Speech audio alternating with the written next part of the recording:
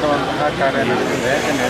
ಅದು ಏನು ಅಂತಂದು ನಾವು ಇಲ್ಲಿ ವಿಚಾರ ಮಾಡಿದಾಗ ಇವತ್ತು ನಮ್ಮ ನಲ್ಲೂರು ರಾಘವೇಂದ್ರ ಅವರು ನಿಜವಾದ ಒಬ್ಬ ಸಮಾಜ ಸೇವಕರಾಗಿದ್ದಾರೆ. ಸಮಾಜ ಸೇವೆಯಲ್ಲಿಯೇ ಜೀವನದಲ್ಲಿ ಸಂತೋಷವನ್ನು ಕಂಡಿದ್ದಾರೆ. ಅವರು ವೈಯಕ್ತಿಕವಾಗಿ ಸುಮಾರು ಒಂದು 17 ಲಕ್ಷ ರೂಪಾಯಿ ಖರ್ಚು ಮಾಡಿ ನೂತನವಾಗಿ ಒಂದು ಹೊಸ ವಾಹನ ಅಂದರೆ ಶವ ವಾಹನವನ್ನು ವೈಕುಂಠ ವಾಹಿನಿಯನ್ನು ಇವತ್ತು ವೈಕುಂಠ ಟ್ರಸ್ಟಿಗೆ ಮೋಕ್ಷ ವಾಹಿನಿ ಅನ್ನುವಂಥದ್ದನ್ನು ದಾನವಾಗಿ ನೀಡ್ತಾ ಇದ್ದಾರೆ. ಅಷ್ಟೇ ಅಲ್ಲ, ವೈಕುಂಠ ಟ್ರಸ್ಟಿಗೆ 3 ಎಕರೆ ಜಮೀನನ್ನು ಸಹ ದಾನವಾಗಿ ನೀಡಿದ್ದಾರೆ ಅವ್ರ ತಂದೆಯವರು ಮತ್ತು ಅವರ ಅಜ್ಜನವರು. ಈ ರೀತಿಯಾಗಿ ಸಮಾಜ ಸೇವೆಯಲ್ಲಿ ಒಂದು ಸೇವೆಯನ್ನು ಮಾಡೋದ್ರ ಮುಖಾಂತರ ಸಾರ್ಥಕತೆಯನ್ನು ಕಾಣ್ತಾ ಇದ್ದಾರೆ. ಇವತ್ತು ದಾವಣಗೆರೆ ದೊಡ್ಡ ನಗರ ಆಗಿದೆ, ಸ್ಮಾರ್ಟ್ ಸಿಟಿ ಆಗಿದೆ, ಮಹಾನಗರ ಪಾಲಿಕೆ ಅಂತ ಆಗಿದೆ.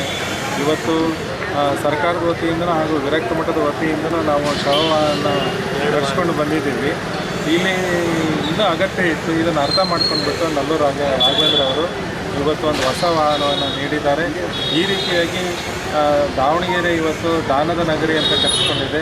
ಆ ದಾನದ ಪರಂಪರೆಯನ್ನು ಇವತ್ತು ನಲ್ಲೂರು ರಾಘವೇಂದ್ರ ಅವರು ಮುಂದುವರಿಸ್ಕೊಂಡು ಹೋಗ್ತಾ ಇರೋದು ನಮಗೆ ಅತ್ಯಂತ ಸಂತೋಷವನ್ನು ನೀಡಿದೆ.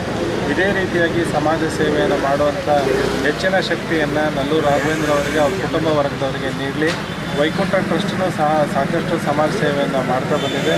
ಅದರ ಸೇವೆಯನ್ನು ನಾವಿಲ್ಲಿ ಸ್ಮರಣೆ ಮಾಡ್ಕೊಳ್ತಾ ಇದ್ದೀವಿ.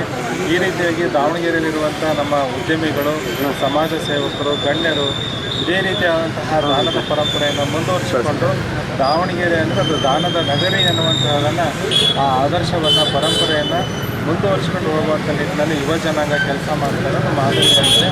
ಇಂಥ ಒಂದು ಒಳ್ಳೆಯ ಕೆಲಸಕ್ಕೆ ನಾವು ಅಂತ ಅಭಿನಂದನೆ ಸಲ್ಲಿಸ್ತೇವೆ. ಬಾಂಗ್ಲಾದೇಶದಲ್ಲಿ ಇವತ್ತು ಹಿಂದೂಗಳ ಮೇಲೆ ಹತ್ಯಾಕಾಂಡನೇ ಆಗ್ತಾಯಿದೆ. ಇದು ನೋವಿನ ಸಂಗತಿ. ನಾವೆಲ್ಲರೂ ಮನುಷ್ಯರು.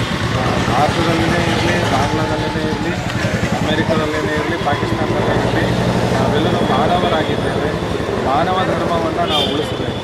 ಅಂದರೆ ನಾವು ಧರ್ಮಗಳನ್ನು ಸೃಷ್ಟಿ ಮಾಡಿಕೊಂಡಿರೋದು, ಆದರೆ ಮನುಷ್ಯ ಮತ್ತೊಬ್ಬನ ಮನುಷ್ಯನ ಮೇಲೆ, ಧರ್ಮದ ಮೇಲೆ ಅಥವಾ ಜಾತಿಯ ಮೇಲೆ ಕೊಲ್ಲುವಂತಹ ಕಾರ್ಯವನ್ನು ಮಾಡ್ತಿರೋದು, ಇದನ್ನು ನಾವು ಖಂಡನೆ ಮಾಡ್ತಾ ಇದ್ದೀವಿ.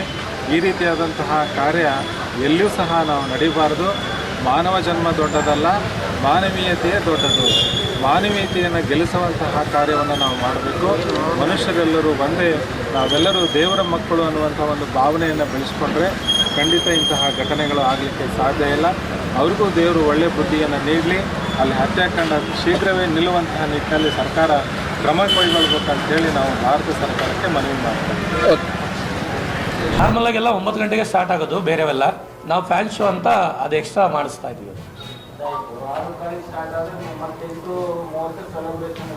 ಹೌದು ಹೌದೌದು, 2-2.25 ಗಂಟೆ ಚಿತ್ರ ಇರೋದು.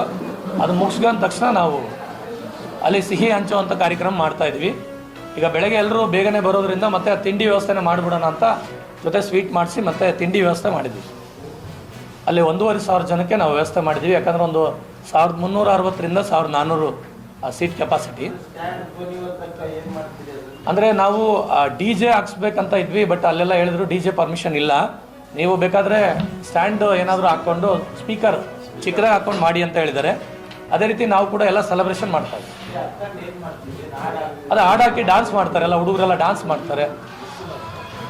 ಮತ್ತು ಕಿಚ್ಚ ಸುದೀಪ್ ಅವ್ರ ಭಾವಚಿತ್ರ ಎಲ್ಲ ಇಟ್ಕೊಂಡು ಅಲ್ಲೆಲ್ಲ ಒಂದು ಡ್ಯಾನ್ಸ್ ಮಾಡೋದ್ರ ಮುಖಾಂತರ ಸೆಲೆಬ್ರೇಷನ್ ಮಾಡಿ ನಾವು ಅದ್ದೂರಿಯಾಗಿ ಒಂದಿನ ಮುಂಚಿತವಾಗಿ ಅವ್ರನ್ನ ವೆಲ್ಕಮ್ ಮಾಡೋದಕ್ಕಾಗಿ ಅದು ಮಾಡ್ತಾ ಇದ್ವಿ.